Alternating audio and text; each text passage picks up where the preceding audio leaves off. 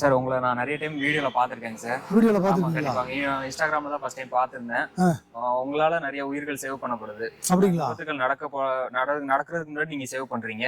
அது கவர்மெண்ட்டுக்கு வந்து உங்களுக்கு ஏதாவது பண்ணணும் கண்டிப்பா. உங்களை ஒரு பாராட்டுறதோ ஏதோ ஒன்று உங்களுக்கு கண்டிப்பா அது பண்ணணும் இந்த கவர்மெண்ட் வந்துட்டு.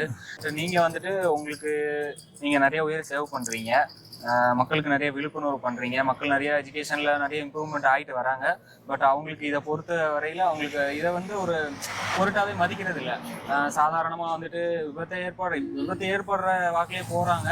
பட் அதை வந்து ஒரு கேர் கூட பண்ண மாட்டேன்றாங்க. தலைக்கு மேல ஹெட்ல வந்து அடிபட்டா ரொம்ப இன்ஜுரி ஆகும்னு அவங்களுக்கு நல்லாவே தெரியுது.